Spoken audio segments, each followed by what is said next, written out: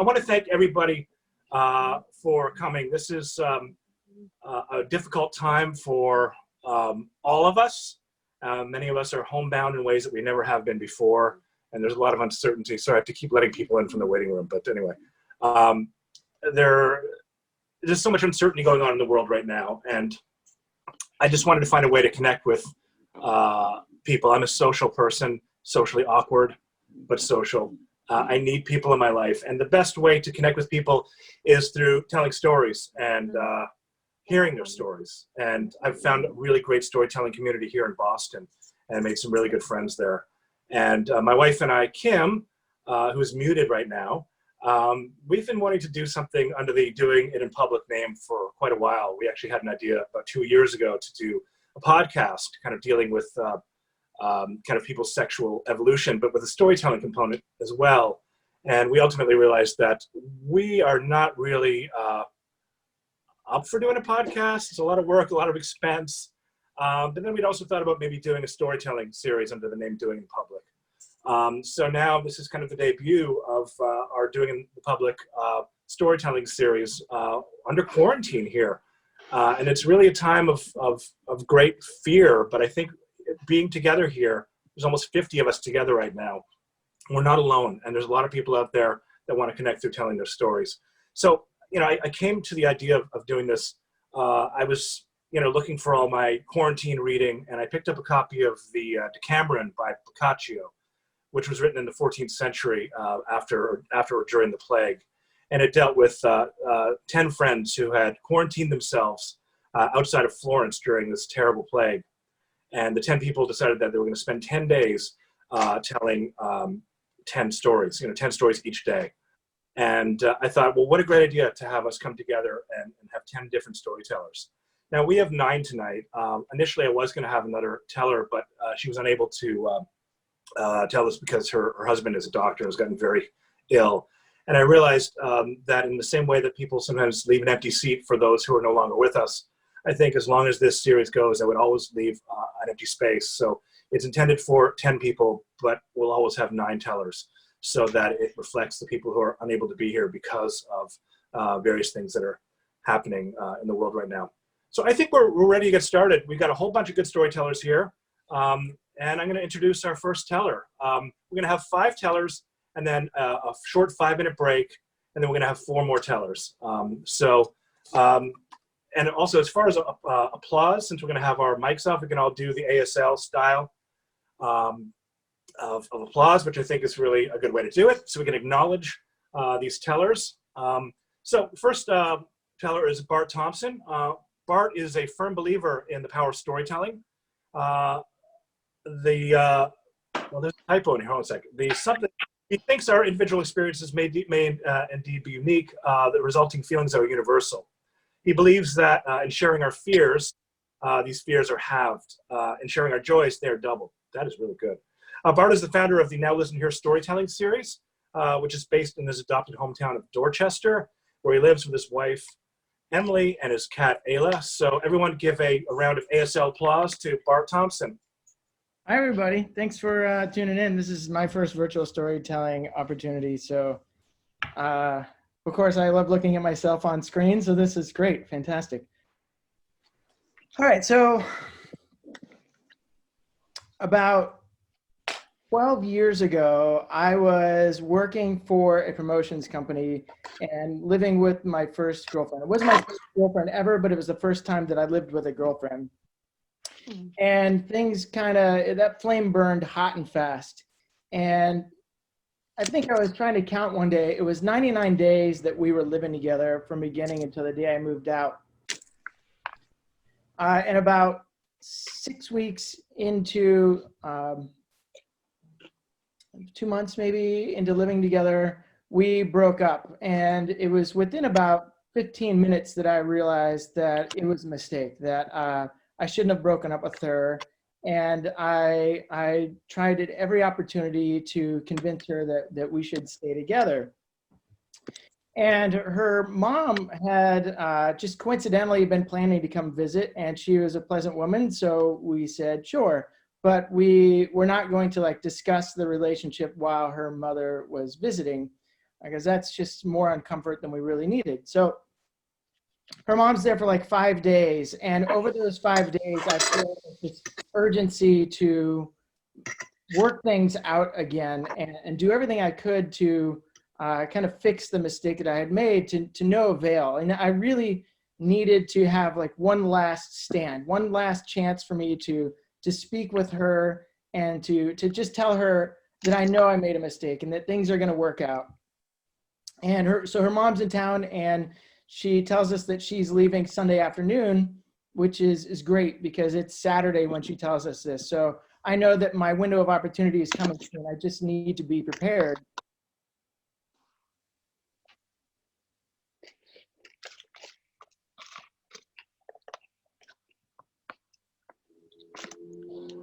What I needed to share with her is that we needed mom to leave. And so I had to go to work the Sunday morning.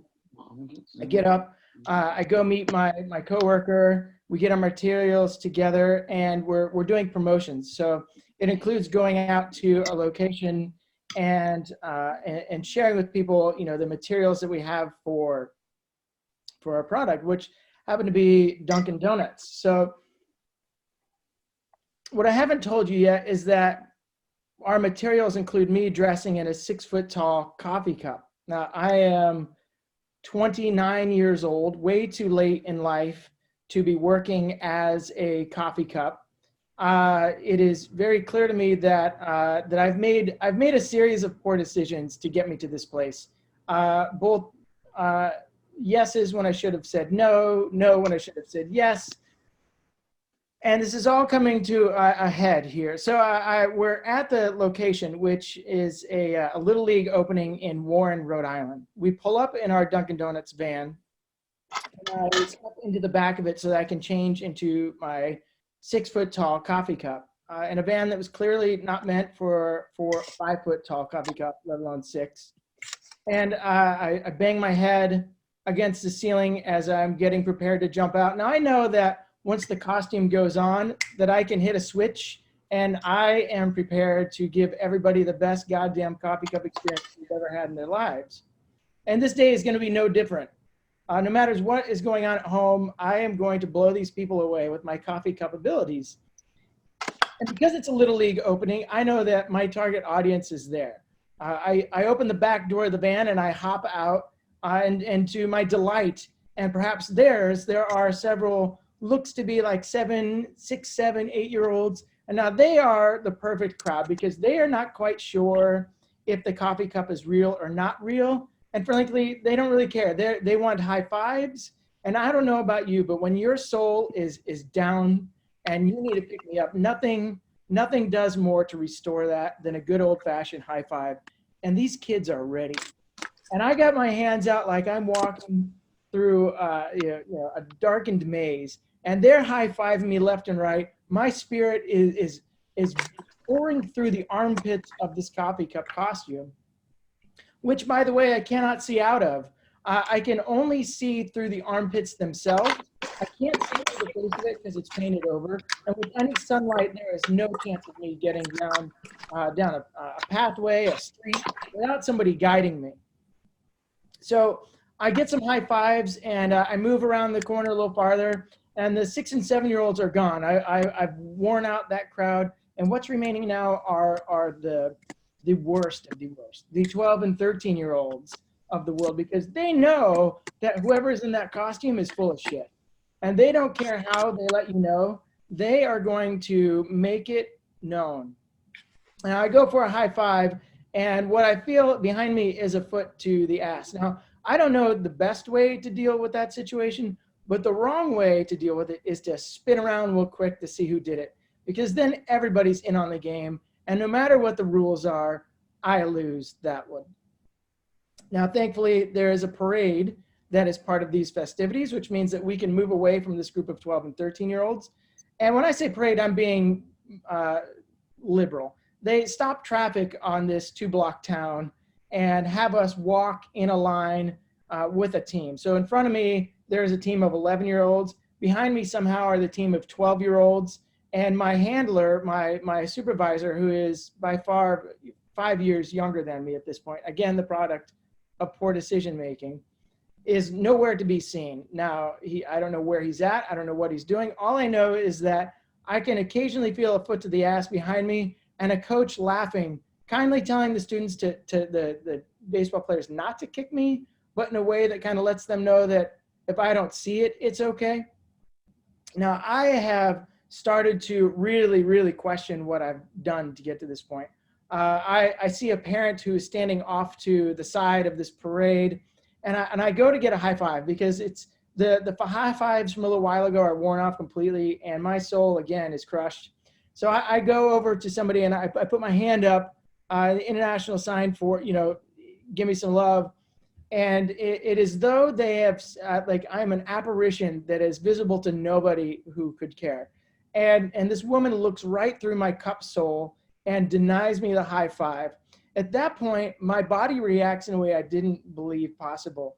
My arms have slopped down to my sides, dangling out the edges of the costume. My giant pink feet are dragging on the ground like I've had a stroke.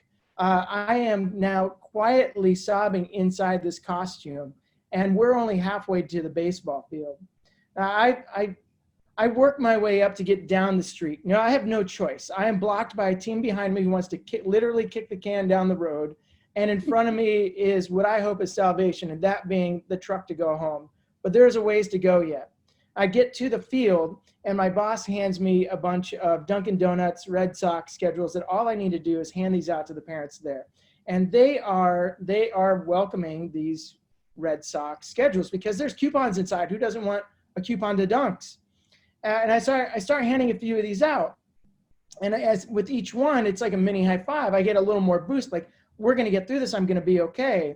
And I get to right about behind second base. The players are closer to the infield. The parents are in the outfield. I'm making this connection. I'm handing out these coupons. And suddenly somebody gets to live the dream. He grabs the cup. He squares me up and he punches me right in the nose. And at that point, again, this physical reaction that I have no control over happens. The sobbing has now become audible, and the remaining Red Sox schedules / coupons are blowing in the wind, along with any spirit that I had left. I waddle my way over to my boss, who's behind the third baseline, and I ask him in a voice that is rattling, if we could just please go. And he says to me that, no, we've got to stick around for another half hour, then we can go. And I explained to him what happened, that I had just been punched in the face, that I'm breaking up with my girlfriend, that I just want to go home. And he ignites in himself a fury that I wish I could drum up on my own. And he decides that we're going to march out there and we're going to tell that guy exactly what he did wrong, that nobody deserves to get punched in the face, coffee cup or not, this has got to be dealt with. And I am fired up and I'm ready to go. Now I waddle back angrily across the field and I start giving this guy in my cup costume 4-fingered glove in his face, telling him that I deserve respect. And I hear a chuckling behind me that sounds a little familiar. And this guy says to me, hey buddy, I'm not the one that punched you. He is. And it was at that point that my boss turns to me, and the fury that we had known a moment ago has been replaced with helplessness. And he looks at me and he says into the armpit of my costume, all right, man, I'll go get the truck. We can go now. So my boss goes to get the truck and I'm hiding behind a lemonade van, hoping that nobody sees this clown with a painted smile crying on the inside. All I want to do is go home. And the boss finally gets the truck. I have some kid begging me for photographs, and I acquiesce, and we take a couple photos. And if that kid only knew that there was a grown-ass man crying himself to sleep inside that costume, he might have felt different. But we get in the van and we drive home, and I finally have my last opportunity, and I muster up everything I have. And I grab my girlfriend's attention. She's in the bathroom taking a shower, and I tell her I need to talk. And I forget for a moment that she's going through a breakup too, and that she's got to deal with somebody leaving her life. And I went and sat down, and when she finally was able to talk to me, she came over and I wrapped my arms around her waist, and I just bawled and I let everything out.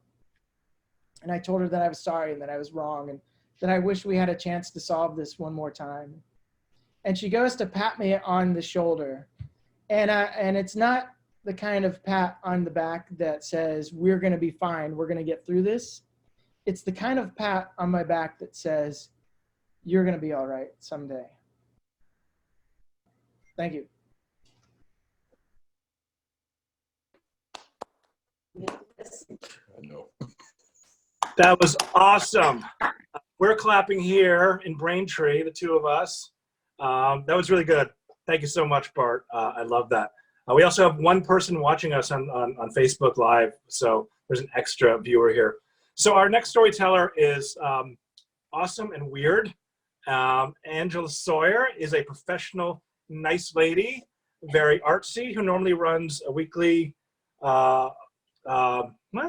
weekly and four monthly comedy type shows, one of which is in her house, which I've been to.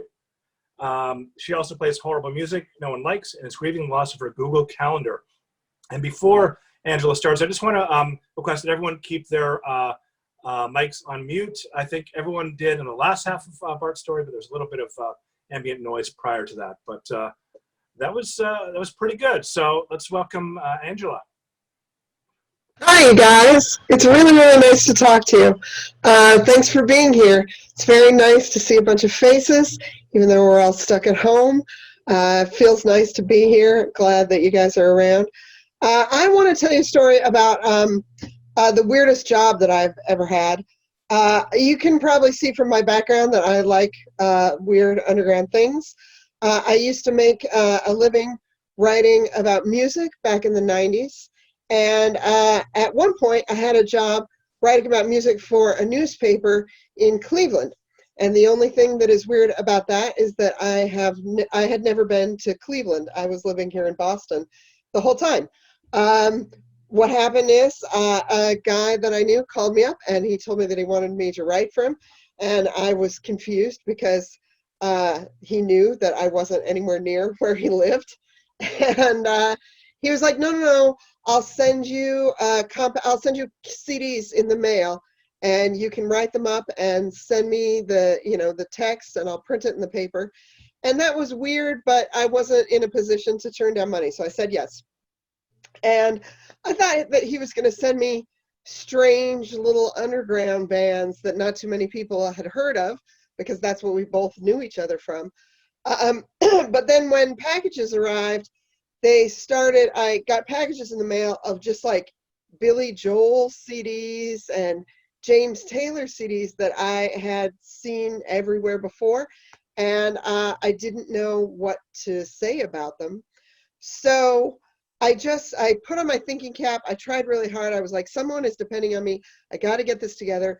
So I just wrote, if you got a mom, she is just going to love this dude, Billy Joel. I don't know if you've heard of him, but she's going to be blown away. She should check him out right away. And I just wrote up reviews like that, and they did well. People thought they were fun, and so that it went okay. But the problem with the job was that the packages that I was being sent by my friend in Cleveland kept showing up in the mail closer and closer to the day when I was supposed to have written about them already. And then eventually they started showing up after the day that I was supposed to have written about them. But luckily there was enough internet at that time that he was emailing me lists of what I was supposed to write about. And I was like, I could probably figure out what Billy Joel sounds like. I might be able to turn on the radio and check him out. So maybe I can just figure it out from there. So I kept working at it, and I kept basically I went through every relatives that a person could have. I was like, man, if you got a second cousin, she's going to love Livingston Taylor. It's just going to blow her mind. So eventually, that did well, and the guy called me up on the phone again, and he was like, hey, I want to expand your job. You've been doing so great. I also want you to write about concerts, shows that are happening in Cleveland. And I said, again, buddy, you remember that I don't live there, right? And he was like, oh, no, it'll be fine. These will be like show previews. And just like the CDs, it started out and he would send me a list of some bands and pictures of them. And I would look them up a little bit and say like, hey, these guys have crazy haircuts. They must be rebels. And that was about all I could think of. And the CDs would show up in the mail. Their CD would show up in the mail like 3 weeks later. And I'd be like, I guess they were. So, but the trouble was, again, it was just a matter of scheduling. Things just kept getting later and later. And pretty soon I turned into someone who was writing reviews all over the Cleveland newspaper of shows that I had never attended. Mostly what I would do is I would just be like, man, these guys are so edgy. Would you believe their t-shirts? And there was almost a fight by the bathroom. And it worked every time, worked every single time. Nobody ever thought anything was wrong. The more that I lied, the better the guy thought I did. And he started paying me more money. And it wasn't a lot, but I was like, I need this money. I got to keep doing this. So eventually he was like, Angela, you're doing so good. He called me up on the phone again. He was like, I want you to write a big, long article about anything you want. And I was like, anything I want? And he was like, anything you want. And I was like, you know what? I need to get fired from this job. This is just sliding into immoral. I'm not super comfortable with it. I need to make sure I get fired. So I wrote a long article about my very favorite 1960s sex cult leader, whose name is Father Yod. I wrote a big long article about him. He's a real guy. You can look him up. There's a lot of pictures of him in diapers with long hair. He looks like a hippie Santa who like hangs out with a trail of ladies in see-through linen gowns. He's kind of weird, but I love him. I think he's very funny. He and his friends, his many, many friends, many of whom he had children with, they used to have a macrobiotic restaurant in California, and they had a lot of children together. And when they weren't doing that, they recorded out behind their restaurant. They like bought some instruments with extra money and played them, but they were not musicians. No one ever taught them how to play. The records are awful. I adore them. They're very inept and silly, but they are bad. So I wrote up this, and it got printed in the paper. It was so popular that it got printed around the country. And then I got a phone call from a very high-powered, shoulder pads wearing editor in San Francisco who said, hey, you said some things in your article about Father Yod, and you mentioned one of his followers, Rainbow Jean. Rainbow Jean got very angry, wrote a letter to the paper, and is threatening to sue us because you said that they did drugs and didn't wear pants for 10 years. And I was like, I don't, and they were like, if we get sued, you're in a lot of trouble. And I was like, I don't know what to do. And the editor said, well, do you want to write a rebuttal to this letter? And I was like, sure, absolutely. Let me write that rebuttal. So they sent me the letter, and the letter was like, how dare you? I've never been in a cult. I've never been in an orgy. I've never done drugs. And so I wrote back and I was like, hey, here's some pictures of you with no pants on. Here's some pictures of you with a lot of people with no clothes on. If you weren't in an orgy, it was really just like a matter of scheduling. You don't, this is definitely what was happening. And I have heard your band. You can't play any instruments. It was definitely a cult. So it all worked out for the best.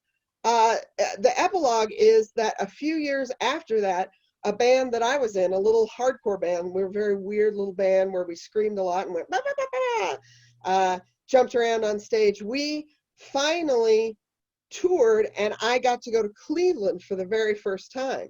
And we played at a little tiny art gallery where I didn't expect anybody to show up. And lo and behold, like 30 people came to our show. And I was like, oh my gosh, maybe we're good. Maybe people like our band. That is never the case. What happened is that as soon as we stopped playing, this woman ran up to the stage and she said, are you Angela Sawyer? And I was like, oh, yes, I am. And she was like, man, I have been living in this town for like 10 years. I've been reading your articles, going to shows. Where have you been? And I was like, oh, I'm so sorry that I missed you. It must have just been like a matter of scheduling.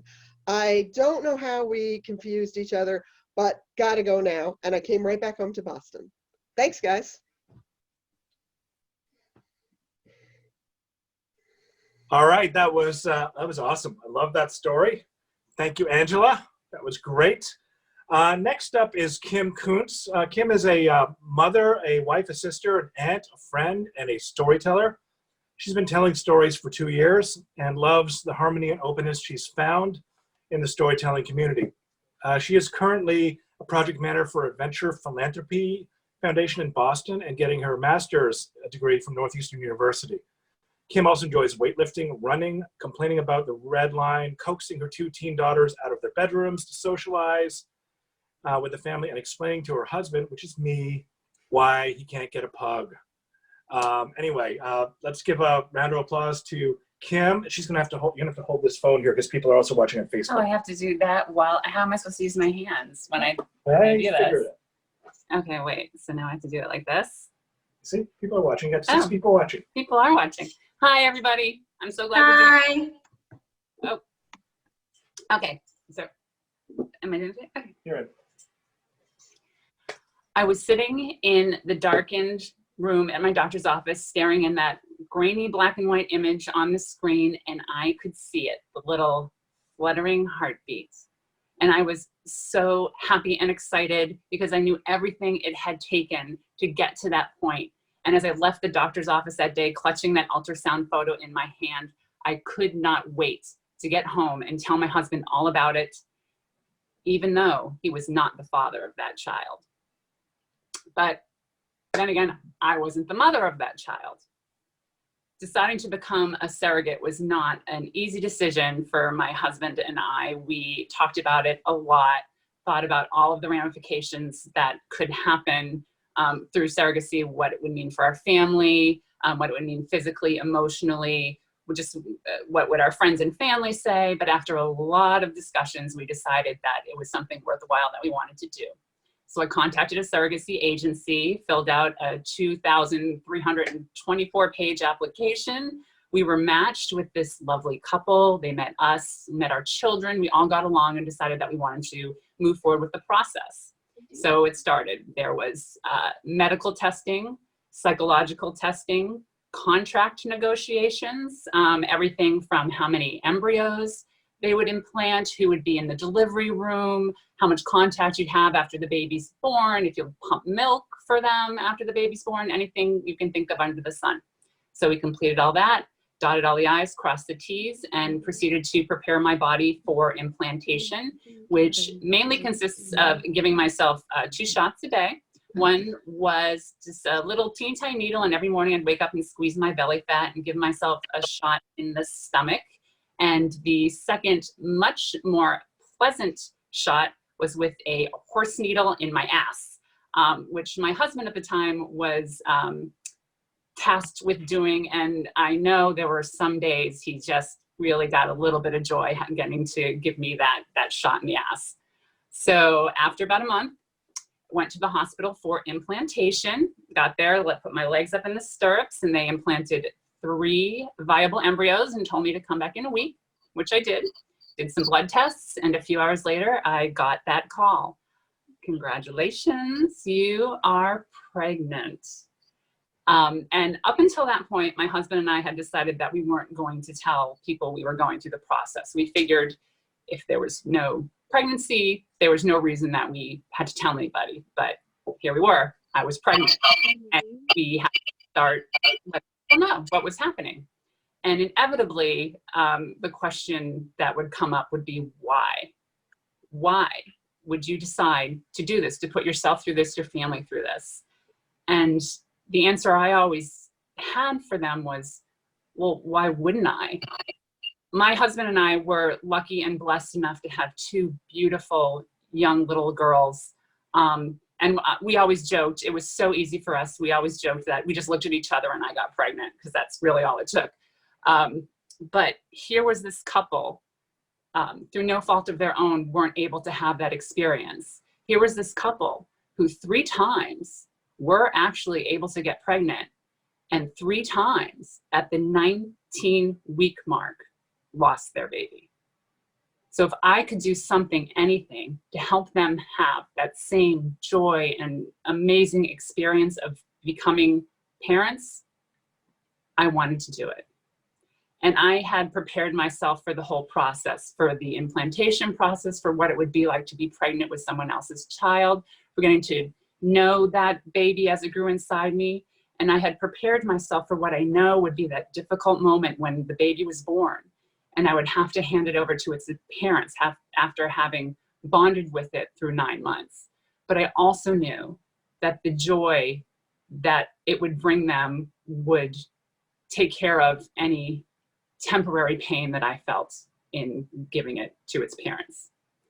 What I was not prepared for was to find myself back in that darkened room in the doctor's office, staring at that grainy black and white image on a screen and seeing the embryo there on the screen, but not seeing that little fluttering heartbeat.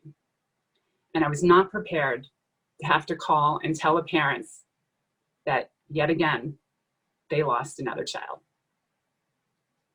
A few weeks later, they contacted me to see if we could start up the process of going through the surrogacy again. And after those few weeks had gone by and processing it, discussing it with my husband, and just thinking of everything that had happened, the physical toll, the emotional toll it took on me, I couldn't do it again. If it had worked out the first time and I was able to give them the baby that they so desperately wanted and deserved, I know it would have been one of the most amazing experiences of my life, but I couldn't do it again. It just was not something that would have been right. And I still think about them today. I don't know if they ever were able to get that family that they so desperately wanted and deserved, but in the end, I know I made the right decision for my family. Thank you.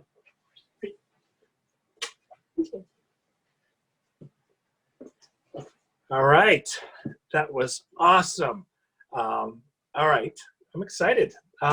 So we're ready for our next storyteller, Scott Johnson, who is in Texas right now. Scott Johnson is a writer, a teacher, and a collector of odd experiences and obsolete skill sets.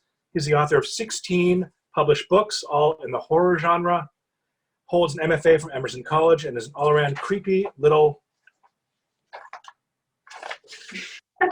I don't have the rest of it. Something about being a servant to his pugs, and there you go. All right, Scott, let's hear your story. So when you talk to writers, one of the things that a lot of people ask you is, how long have you been a writer? And a lot of people, when they become writers, you know, when they tell the story, they say, oh, I've been writing since I was a kid and all of that. I didn't. I was never a writer. I didn't want to be a writer. I had absolutely no plan to be a writer.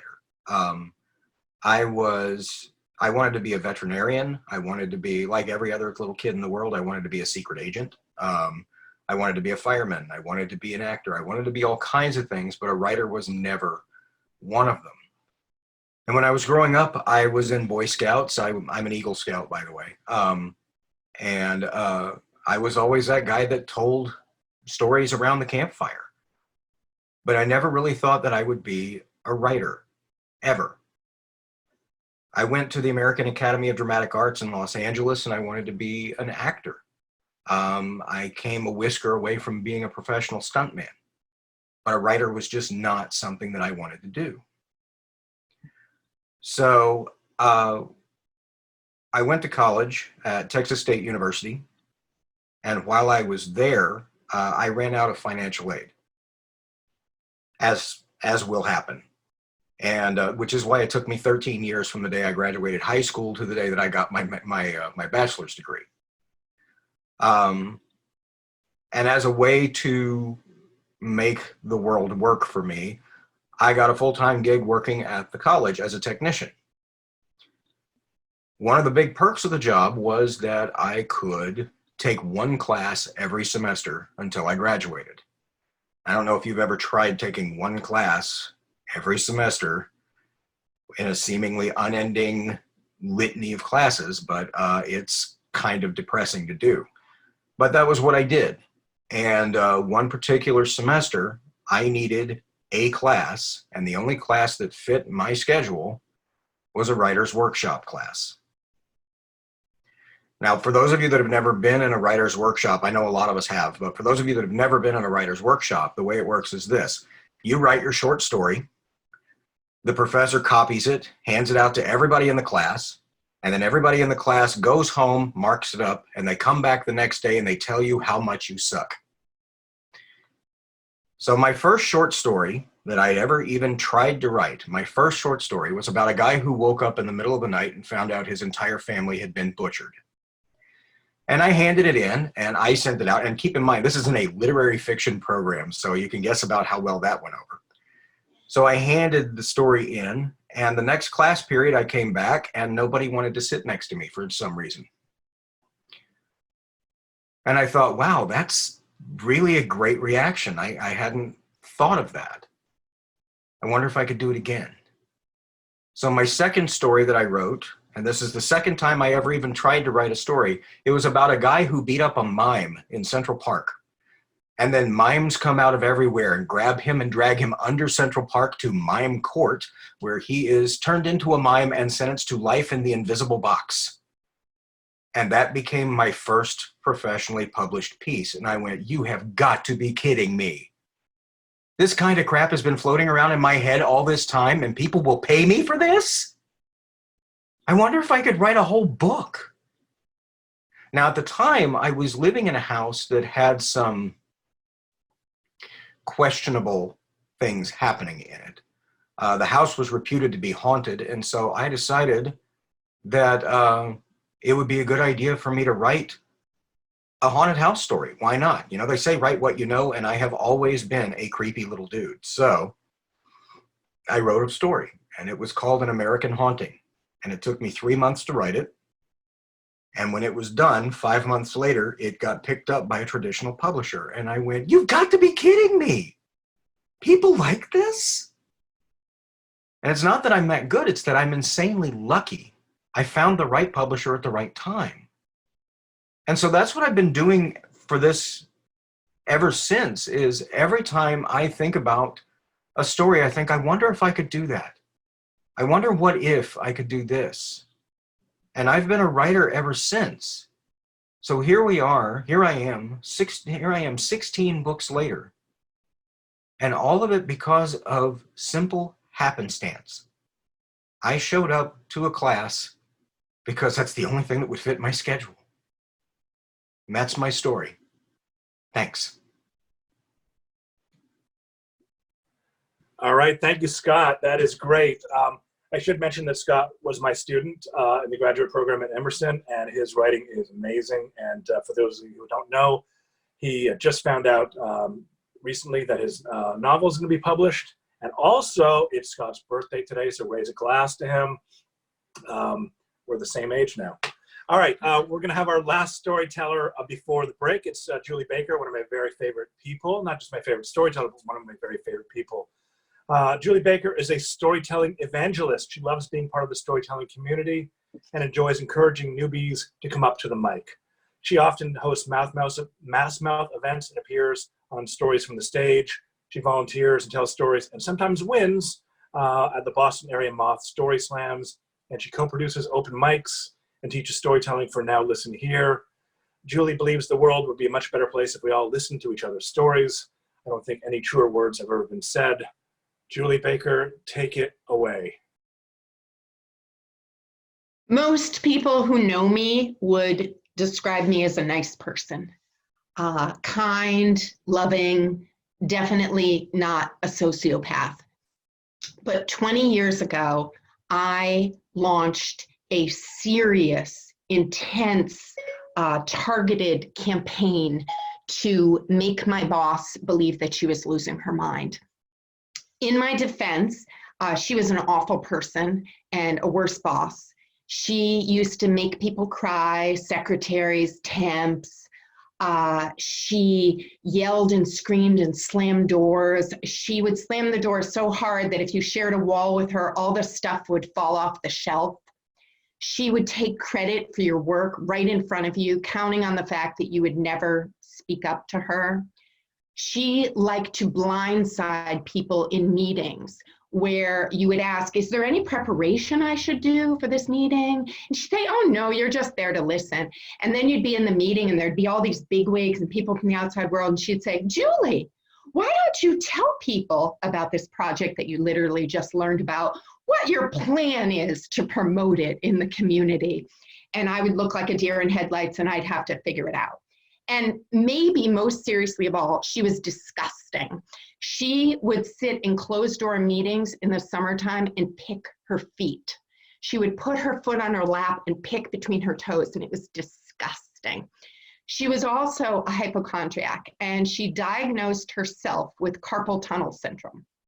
I don't believe she ever saw a doctor. She went to the drugstore and she got braces, and she convinced the HR department of our cash-strapped nonprofit that they should hire a very expensive ergonomic expert to make sure that she had the best accommodations in her workstation. So they wanted the work, so they came in and they evaluated the situation, and they suggested all this really expensive equipment. And she got this workstation that looked like something that Captain Kirk or Jean-Luc Picard would sit in on the bridge of the Enterprise. Everything adjusted. It was a really tall chair, and everything had all of these little fine-tuning elements for her. She also used to regularly call the IT department because her computer crashed due to no fault of her own. So the IT department would send somebody down and they'd have to clean up whatever she had downloaded, whatever she had messed up.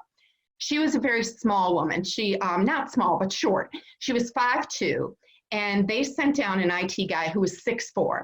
So he did not want to sit with his knees in his chest for an hour trying to clean up her desktop. So he adjusted the chair, her ergonomically adjusted chair.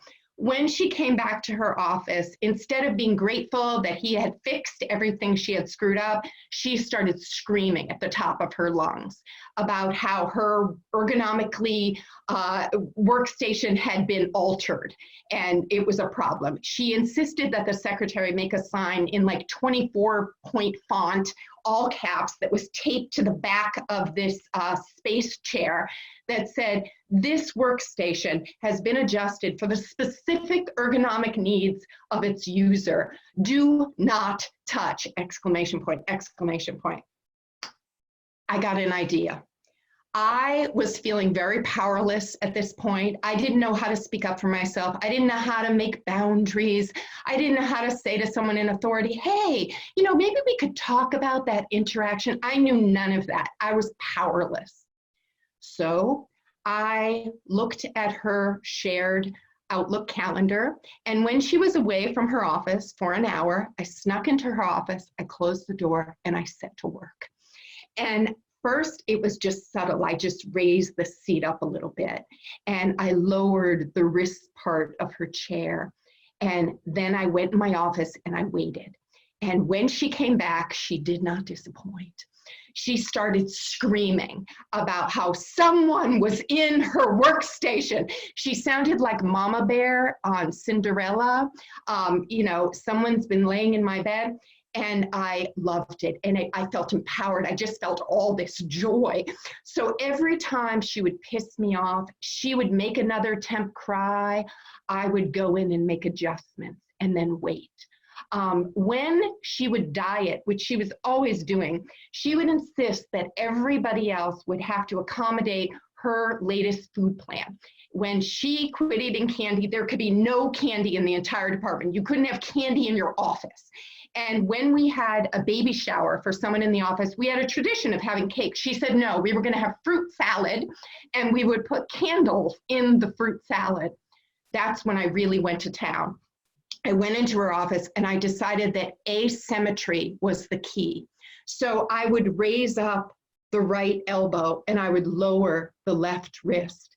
I would take the little legs on the ergonomic keyboard and I would raise one and lower the other. I would lower the display screen. I would slant the seat so I knew, but raise it up, but then slant it so I knew when she got in it, she was going to slide down onto the floor. And then I would go in my office and I would put my hands over my mouth to keep her from hearing me laughing through the wall. I loved it. I started enjoying coming to work.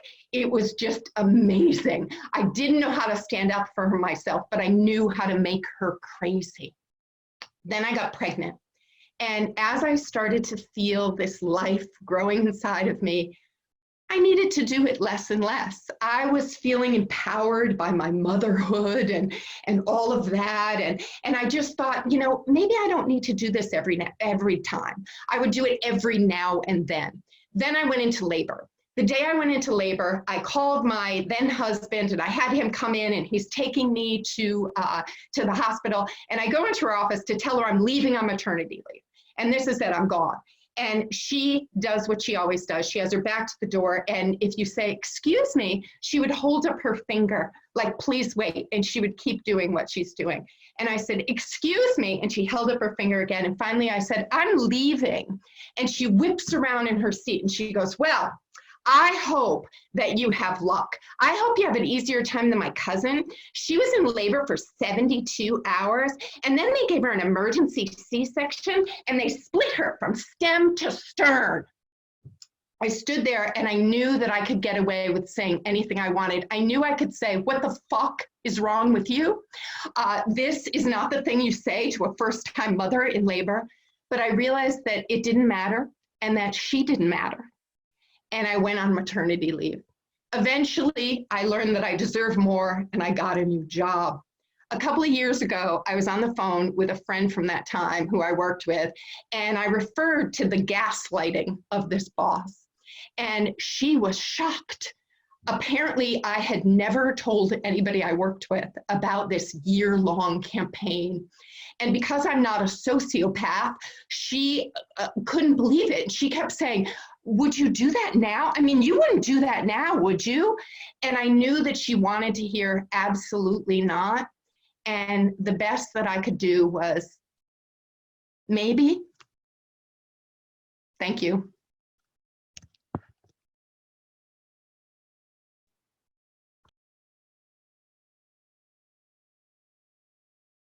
All right, that was awesome. I always love when Julie Baker tells her stories.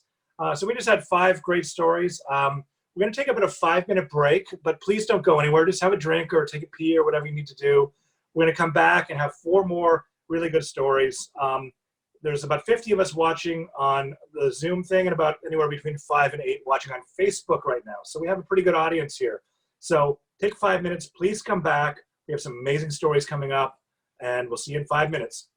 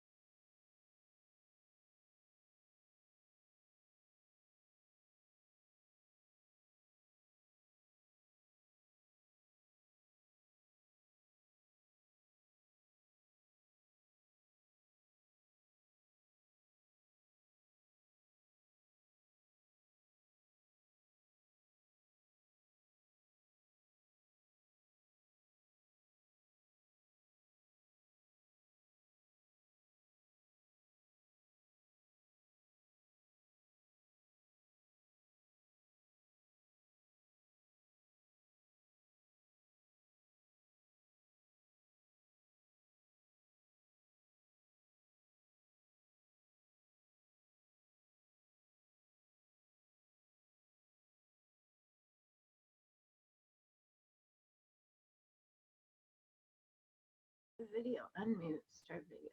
There we are up here. Hello all. Who dat? Sorry, Kyle just joined. We're looking for some storytelling. Who's talking? Who are you? Where are you?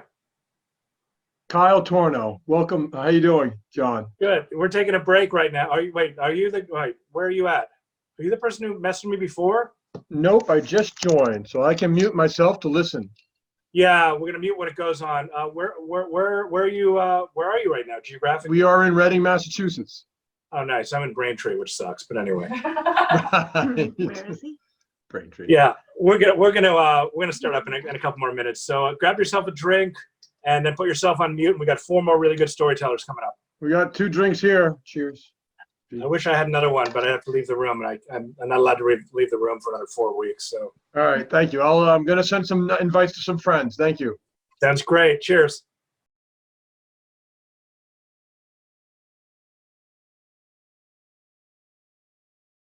All right, folks. Has everybody taken a nice pee and had a drink and pet your dog?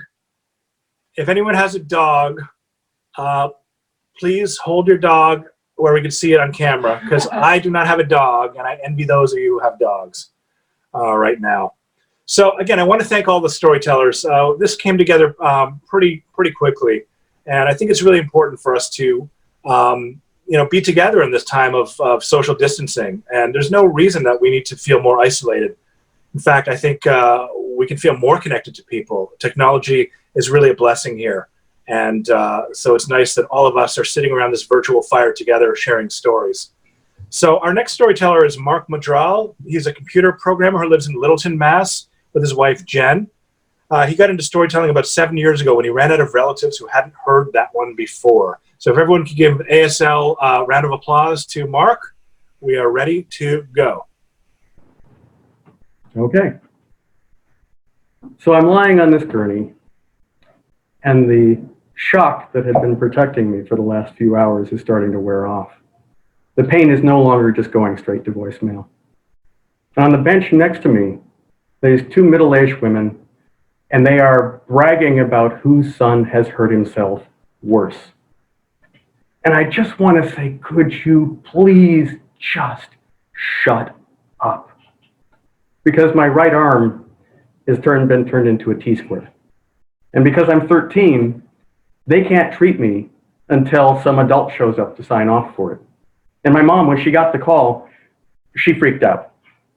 She had to go over to the neighbor's house. She had to walk over a mile away. They had to sit down, have a cup of coffee. She had to calm down. She had to walk back. And then she had to get in the car and drive 4 towns over to the hospital. I'd been in a wrestling tournament that morning. Now, this is in the Midwest, so wrestling is kind of a deal. My very first match of the morning. It's the second period. I'm ahead 11-2. I had just escaped from the guy. I was on my back foot, turning around, and the guy does this flying tackle around my neck. And we both go over, and we both land on my right elbow, and it just kind of falls apart. Now, I couldn't see it. He was on top of me. The ref didn't see it, so the match just continued. And I tried to fight, but it was just like, my every move, it just like my brain went to static every time I tried to move. And finally, I gave up. I just lay there. And before the ref could tap me out, the bell went off and the round was over. And slowly we got up, and I heard someone in the stands behind me scream. And then both coaches from both teams started running at me. The EMTs started coming out of the corner, and that's when I knew something wasn't right. And I looked down, and my right arm, it was just kind of like a T-square. And I thought, wow, that is cool. And they came over and they put their hands over my eyes and said, don't look, you're gonna go into shock. And I was like, oh, that's too late. That ship has sailed. And they strapped me to a gurney. And for some reason, I just could not get "We Are the Champions" out of my head. So they strapped me down, they're wheeling me out. Now there was 8 schools at this tournament. So there are 8 squads of cheerleaders in the lobby as they wheel me out. And I'm singing, "We are the champions, my friend." And they wheel me by this cheerleader, and I hear her, he's singing. And for whatever reason, I thought that was really funny. So I start laughing, and then she's, now he's laughing. Now that, my friends, that is the miracle of shock. That's what shock gives you. And I see wrestling in the 8th grade in the Midwest is kind of like this weird mix of a bad boy attitude, exercise workouts that would kill a football player, and the body anxiety of someone who reads 17. And the coaches, they are playing on that. It's like, well, if you're so-so at 105 pounds, the coaches will say, you might actually be okay at 100 pounds. And then if you get to be okay at 100 pounds, you might actually be good at 95 pounds. Now, I'm just making these numbers up. But then they told all of us, when you go home every night, put a tablespoon of mineral oil in your juice. It'll keep you regular. So I went home that night. I'm like, okay, I put a tablespoon in my glass, I sink it down. I wait 10 minutes, nothing. So I put 2 tablespoons in the next glass, drink it down, and I wait 10 minutes, nothing. So at that point, I just started swigging from the bottle. And I spent the rest of that weekend wrapped around a toilet bowl. But I made 95 pounds. And I got pretty good. Now, in mid-season or so, the head coach was given this pep talk. He's like congratulating all the kids who dropped weight classes like they were supposed to. And the assistant coach said, and Modrel, he did too. And head coach was like, yeah, but he had to do that stupid thing with the mineral oil. Now, that morning of the tournament, the coaches were pretty sure that I had a good shot at winning my division. At the very least, they thought I was going to medal. But I was gone by 9 a.m., but before 9 even. And the doctor at the ER, he was just never satisfied with the x-rays. He sent me back over and over, like 5 sets. By the end of it, the nurses were so pissed off, they were treating my arm like it was a roast in a deli. And then they stuck me in an alley. My mom showed up sometime after noon, and they were finally able to give me a shot. And the doctor comes over and he says, okay, we're going to pop your arm back in now. And I was like, but wait, you just gave me the shot. Are you going to bite it? I was still complaining when he grabbed my arm and he pulled it out. He gives it a half turn, lets it go. Then he puts a cast on it. And he says, get out of here. And I made my mom take me back to the tournament after that. And I walked into the gym, and the entire crowd, all 8 schools worth of people, jumped up for this standing ovation. And that was the day that I realized sometimes you really can win for losing. Thank you.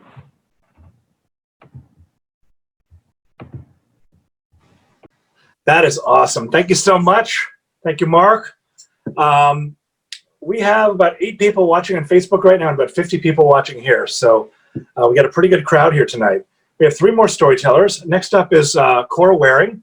Cora is a mom who's trying to be a writer when she isn't carpooling her kids to exactly 1 million places. She can be found teaching indoor cycling around Boston or hiding under her covers watching beauty videos on YouTube.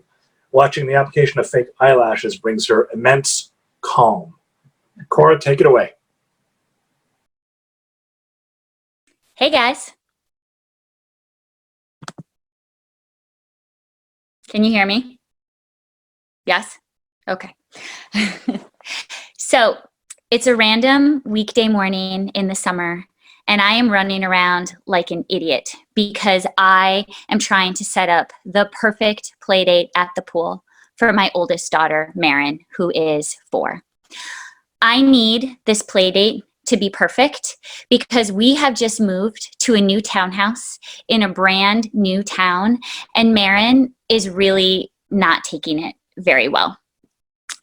Unlike her brother and sister who are younger, Marin is old enough to remember our old town and all of her old friends, and she misses all of her toys that are mostly still packed up in boxes.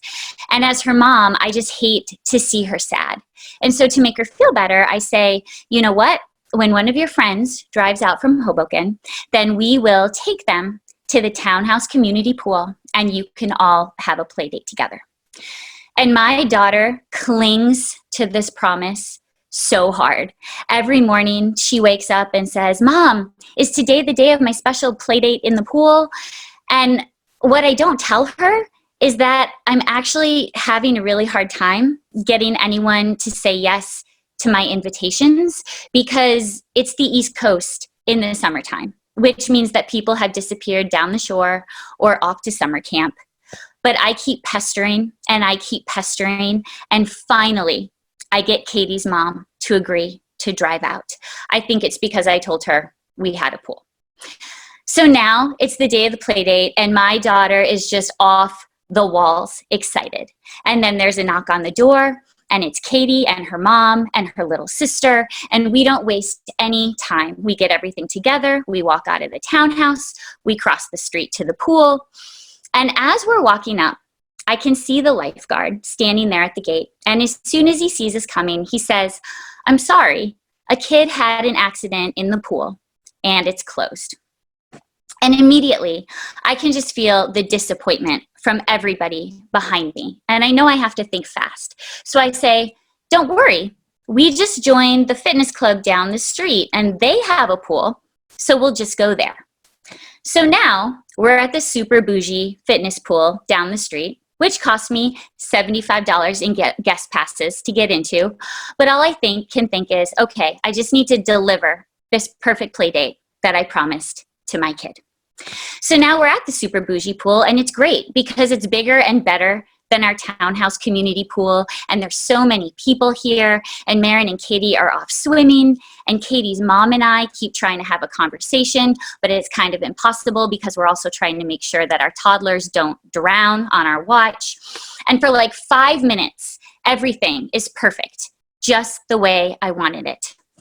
And then Marin walks over to me, and she pulls me down, and she whispers, "Mom, there's something in my swimsuit." And I look at her and I think, "What? What's in your swimsuit?" And she says, "Poop. There's poop in my swimsuit." And just like that, I see all of my perfect playdate dreams just evaporating into thin air because now it's my own kid that has had an accident in the pool. And all I can think is, I can't let this happen, not after everything that it took to get us here. So here's what I'm gonna do. The poop is still in her bathing suit. That's almost exactly like a swim diaper. So I am just gonna take her to the bathroom and clean it out, and no one is ever going to know. So I asked Katie's mom to watch Marin's siblings, and then Marin and I walk out of the pool.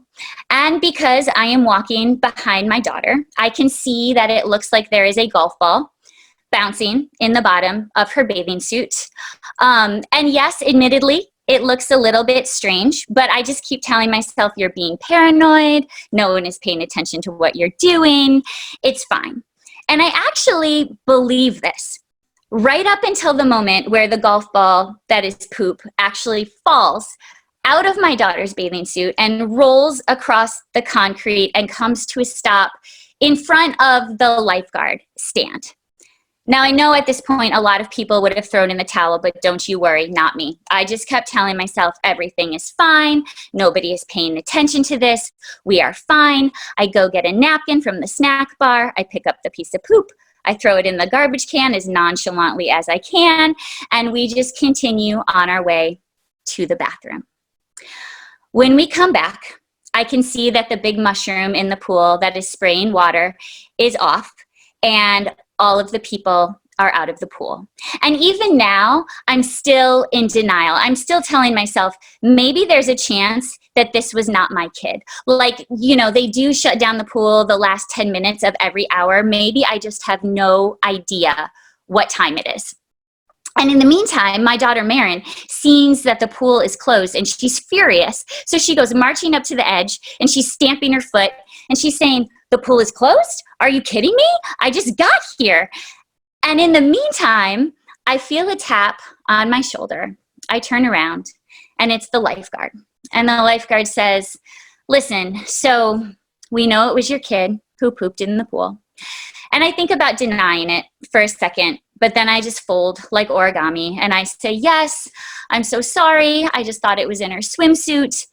And the lifeguard says, well, it was actually in the whole pool, and we're going to have to write up a report. And if this happens again, your family isn't going to be welcome back to the pool. And I say, okay, I guess that's completely fair. So as she's writing up her report, I know that it's going to take an hour for the pool to get sanitized. And I'm watching all of the other families pack up because I know they're not going to wait. And now my family has ruined their afternoon. And they're all shooting me dirty looks on the way out. But Marin doesn't even have any idea that she is the reason that the pool is closed. But luckily, Katie's mom is willing to wait the hour. And eventually, Katie and Marin get their perfect play date in the pool, even though none of it has gone down the way I had envisioned.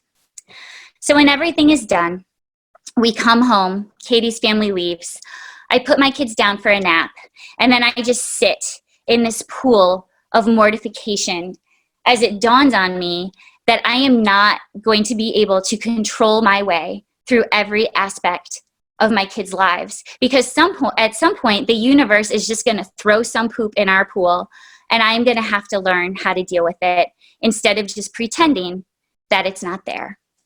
So that afternoon, when my daughter wakes up and the first thing that she says is that she misses our old town, instead of trying to steer her away from that to a happier topic, I ask her to tell me why, and I just listen.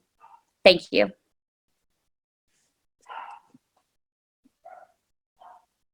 All right, thank you very much. I think any story about poop goes immediately to the top of my list of favorite stories. So, maybe if we do this again in a couple weeks, we'll do all stories about poop with, sub theme of diarrhea. Who knows? Lots of possibilities. Okay, well, hello to the people on Facebook. There's a bunch of people watching on Facebook as well. My phone is watching the screen, and they are watching it from there. We have two more storytellers. The next up is Ken Green. Ken writes plays that are sometimes seen. He tells stories that are sometimes heard. He co-produces and co-hosts Story Club Boston at Distraction Brewing. He also roots for a baseball team that sometimes wins. He says, go White Sox. I say, go Blue Jays. Anyway, welcome Ken with an ASL wave, please. All right. Can you hear me? I'm assuming you can. Yes? Can you hear me? Oh, thanks. Okay. The story I picked is because we got the whole thing, the whole reason we're here, the whole social distancing, the whole isolation stuff. So, but the thing is though, when it comes to social distancing, I think I'm way ahead of the pack because I've been wanting to stay away from people since I was a kid. So I have practice. This is like my ideal world right now. Ever since I was a kid, I enjoyed being myself. I mean, I'd go out with my friends. We'd play softball or football or ride bikes and all that stuff like that. But I had no problem going away by myself and just being on my own, either like sitting on our back porch when we were kids. Like I'd sit on my back porch by myself, just read comic book after comic book. Or I would sit at our kitchen table and I would sort out my baseball cards and I would arrange them alphabetically by team, alphabetically by player, by year. And I would do that for hours, and if nobody bothered me, I'd be perfect for it. And it was a perfect situation for me. But there was one moment of self-isolation, of self-quarantining that I consider my greatest act of social distancing. And that was the time between 4th and 5th grade when I actually chose, by choice, I spent the entire summer in the house watching Gilligan's Island reruns, hence the background. Now doing that went against everything a kid's supposed to do, because summer's supposed to be like when kids are like, yeah, it's summer, we go out and do everything and we're gonna go crazy, no more teachers, no more bugs, Alice Cooper, school's out for summer, all that stuff. And you're supposed to go wild and stay out the house until the sun goes down. And even my mother would even say, you got to get out the house. She would demand we would leave the house. But that was not the kind of person I was. I was against that. And it worked out for me mostly because there were 5 of us in our family. And I wasn't the oldest and I wasn't the youngest. I was like number 4, which is the perfect situation spot to disappear completely in the family. Because, they're going to look at the oldest, and then I had an older brother, an older sister. I had a middle sister, and the middle one's always like, they got their whole thing going on. And a younger brother. Number 4, you disappear. You can do whatever you want. Nobody even knows you're there. And I was lucky because I got to slide through a lot of situations and stuff. I would, just disappear. I'd be gone all day. They wouldn't know. I would stay in the house all day. They wouldn't know. So I used that to my advantage that summer, and I decided to hole up in my bedroom for the entire summer. What's that, like 10 weeks? I don't know how many months summer is now. I've been out of school so long, so I'm not sure exactly. But I holed up in my bedroom, and I had the most minimal contact with my family for the entire time. And it wasn't a plan. I didn't plan on doing it. I'm going to go home at the last day of school and stay inside. It just kind of happened.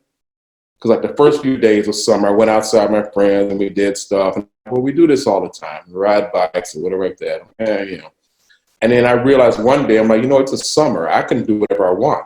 I don't have to go out. I can just sit here and tell me what to do. I don't have any homework. They can't make me go anywhere. And I used to be like, no, I'm just going to stay in the house all summer. And I did.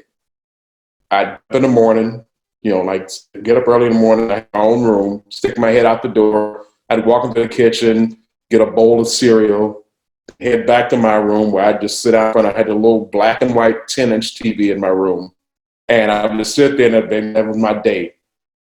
And about noon, I would go back out again. I'd go out for lunch. I'd get a peanut butter and jelly sandwich or whatever was there. Then slip back into my room. Nobody even noticed me. And I would just go there and watch television again. Now, I'd usually start the day watching the news because that's what was on early in the morning. And even though I was 10 or whatever age I was, I still want to be informed. I didn't know what's going on in the world at that time. Then after that, there was game shows. There was Joker's Wild or Hollywood Squares or the show called The Wizard of Oz or Jeopardy. With that time had Art Fleming, the real host of Jeopardy, not the Trebek shit. Fuck him. And then I know they had the occasional talk show in the morning, be on the shore talking to somebody. If they had an interesting guest, I would watch, but most of the time it was kind of boring. But the afternoons were the hardest ones because they would show soap operas. And that was a long period of time. And every major channel had them on. So I was stuck either trying to watch those, and it was just a lot of dramatic music and people staring at the camera for extended periods of time with a lot of huge angry looks in their face, and I didn't know what was going on. I didn't understand anything about the situation they were in. So the afternoon was the hardest part. But every day at 3:30, I turned the dial, and yes, TVs had dials there. It wasn't like you promoting your hand, you click. I had to physically get up and walk over to the television from my room, which was the hardest part of my day at that time. And turn it to a local station, which they showed WGN, which now it's a super station. Everybody knows it, but at that time, just local stuff, Channel 9. And every day at 3:30, they were on. Hold on, I screwed it up. Hold on. They would turn on. There it is. Gilligan's Island would come on. And the familiar music, the same theme song would come on, sung by the Wellingtons. I learned that by watching the show a million times. And every watching it be the same guy, same characters, same people, same guy in the same shirt with the same stupid hat, the same 7 castaways, doing pretty much the same thing every episode. And that usually involved Gilligan, screwing up their plans to get off the island one way or the other, either with an astronaut or a boat that showed up out of nowhere, or, somebody would parachute in and somebody figured they could parachute back out. But I would watch it. It was the worst show. And I didn't even like the show that much because even at that age, I knew that if you set a story on an island, you pretty much wrote yourself into a corner. So you're with 7 people. It wasn't they try to force people in there and stuff. But I watched it anyway. I'm this is my show. I have to watch it. So every day, 3:30, without fail. And it became like a habit. And it was like I said, it's black and white sitcom crack that I couldn't stop watching. I'd sit right back and I'd hear a tale over and over again, the same tale at 3:30. And I got used to it. It was comfortable. And I got, like I said, enjoyed being by myself. And then I did it for a while. And finally, of course, summer has to end. So now I'd been in the house the whole time. And, like I said, my mother barely noticed me because, I was number 4, so I could slip in and out. She'd and friends would come to the door and ask, "Was Ken here?" And she would, I would either tell her to say he's busy or he's not here right now. And that would be good enough explanation. And they don't have to know anything else. I have friends, and they go away. I could hear them outside. I didn't care. I was going to stay in the house the whole summer. All that time passed. Finally, summer came to a close, and I knew it was ending. Even though I was locked inside, the only reason I really knew summer was ending is because I started seeing back-to-school sale ads on television. I was like, oh, okay, I guess it's almost over here. So I got to stop looking at Gilligan and the skipper and the professor and Mary Ann. By that time, they became my friends. We were on a first-name basis. So I started going back outside to ease myself into the ritual of going to school and everything like that. So I came outside the one day, and my friends were they were stunned when they saw me outside. And they were they would stand there looking and they hadn't seen me literally for months. And most of them assumed that I had left town to visit relatives. And they we can't come to your door to see you. Well, what would happen? And where were you? Leave? You go to town to visit a relative? No, I was in the house. And they're what do you mean in the house? I'm I was in the house. The entire summer? And yeah, I was staying in the house. What do you mean you don't like staying in the house? They couldn't comprehend that a kid wouldn't want to be out and playing. What were you doing in the house? I was just watching television. The whole time, the whole time. I was just there watching television at 3:30, Gilligan's on every day. And they stood there staring at me like I was out of my fucking mind. And they couldn't comprehend that I wanted to do that, but it seemed perfectly normal to me to isolate myself from other people. But it wasn't really isolation. It was I was actually with people. Just happened to be named Gilligan and Skipper and the Howells and Ginger and the Professor and Mary Ann. And like I said, it was I was happy and content being on my own little island that I called Ken's Island. That's it.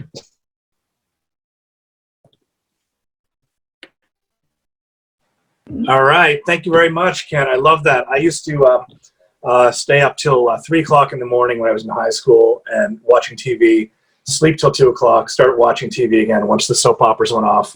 But I had a little bit of drinking in between there. But no, TV is important. TV is really underrated. Anyway, we're on to our last story of the night. I want to thank everybody for showing up tonight. I know most of you don't have anywhere to go, but it is nice to share this time together.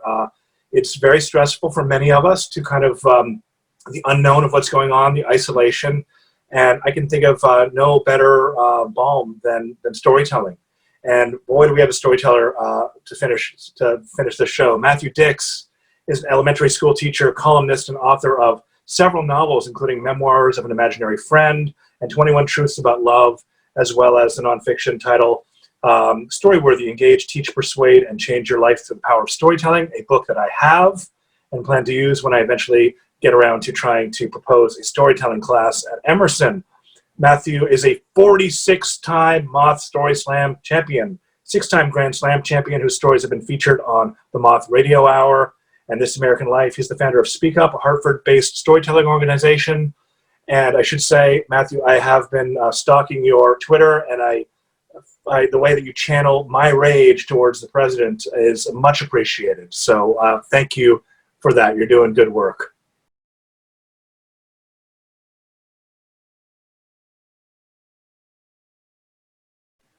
You're on mute, Mathew. Oh, I have to unmute myself. There you go. Right. Thank you. Thank you. That's very kind of you. Thanks, everyone. Congratulations to all the storytellers. And I see some friends there, and I appreciate seeing you guys.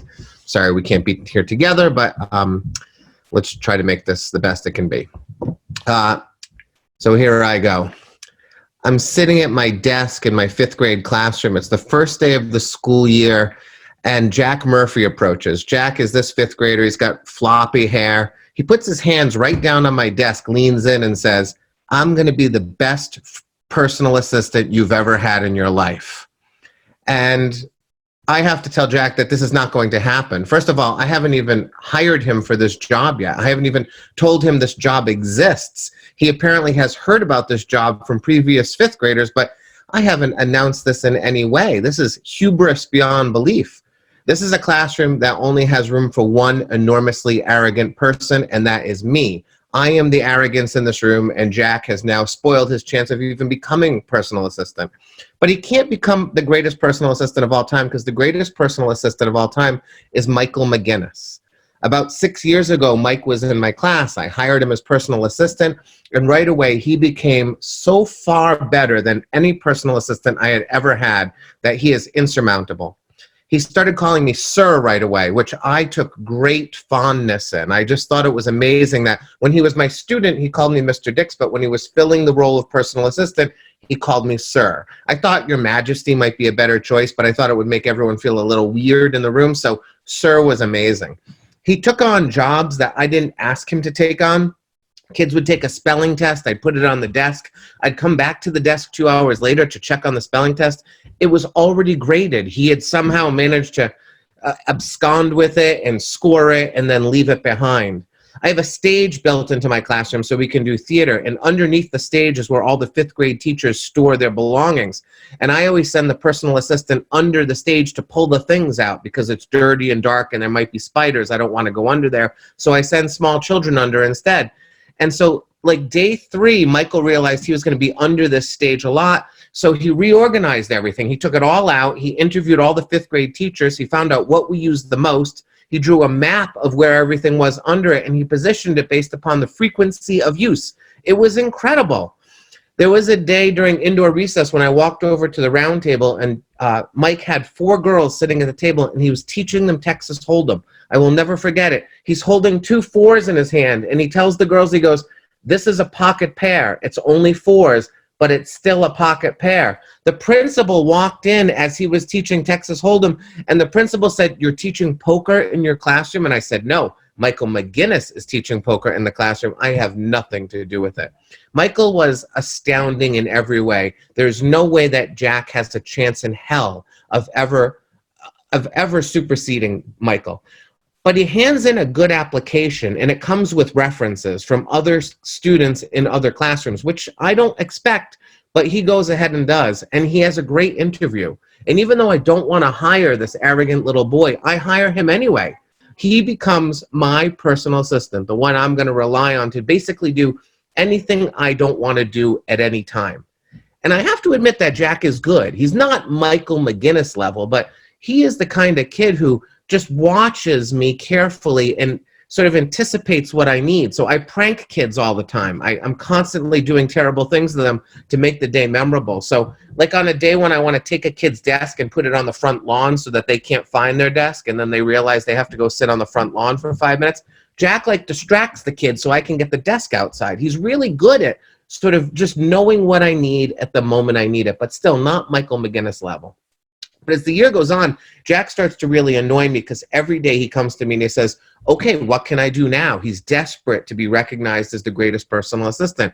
And I will give him the most ridiculous things to do just to get him out of my hair. But 5 minutes later, that ridiculous thing has somehow been accomplished, and he's back there saying, "What can I do next for you?" And so we're like 3/4 of the way through the year, and I can't take him anymore. So he comes to my desk one day and says, "Okay, what can I do for you now?" And I say, "All right, Jack, listen. There's a lawnmower in my shed behind my house. It's broken and it's been there for 3 years. I want to illegally dump it in the woods, but my wife will not allow me. I have called the dump and asked them if I could leave it there, and they said, no, I don't know what to do with a broken lawnmower, and it's been there for 3 years. If you get the lawnmower out of my shed, you become the greatest personal assistant of all time." And I send him away with what I think is an impossible task. He doesn't even know where I live.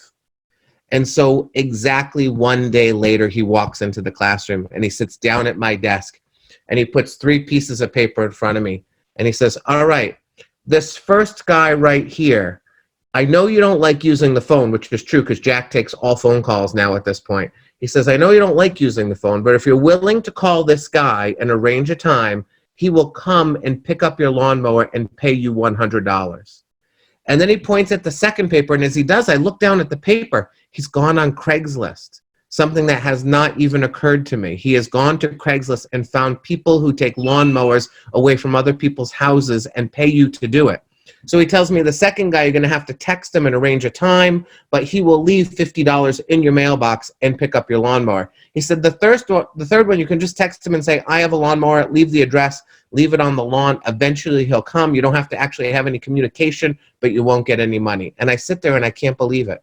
Like, I'm a grown-ass man for 3 years who has stared at a lawnmower in his shed, been unable to get rid of it, and a boy, a 10-year-old boy, in 24 hours has solved my problem and in the process made me $100. I just can't believe it. For a minute, I consider sharing the $100 with him, but I do not. It is all my money.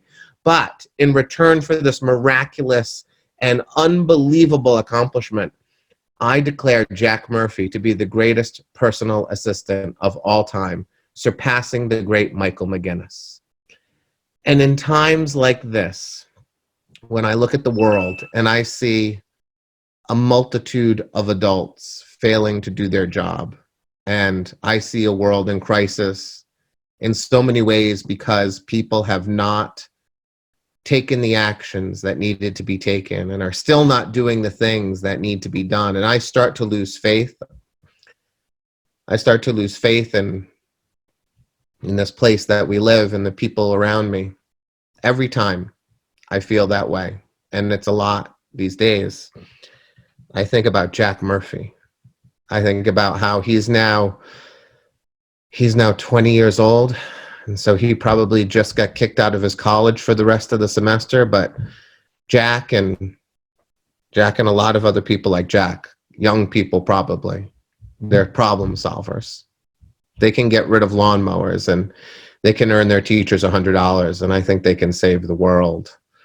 And so I'm leaning on Jack Murphy and all the people like him to help us when so many people have failed us, and it gives me hope for what is to come. Thank you all. Thanks. Wow, that was a great way to end the show. Thank you, Mathew. Thank you to all the storytellers, Bart Thompson, Angela Sawyer, Kim Kuntz, Scott Johnson, Julie Baker, Mark Madral, Cora Waring, Ken Green, and again, Mathew Dix. That was really great. I hope this provided some light in the darkness and gave us a sense of community in a time when we are perhaps feeling isolated. I would love to do this again. If anyone's interested in telling a story, shoot me a message. We're looking maybe to do this again in 2 weeks. But it was a great success. I think we had about 60 people between the Zoom and Facebook. So well done. So give yourselves all a pat on the back or a clap or whatever you need to do, and be safe. Things are going to get better, but it's going to be tough for a while too. But we've got each other. Take care. Good night.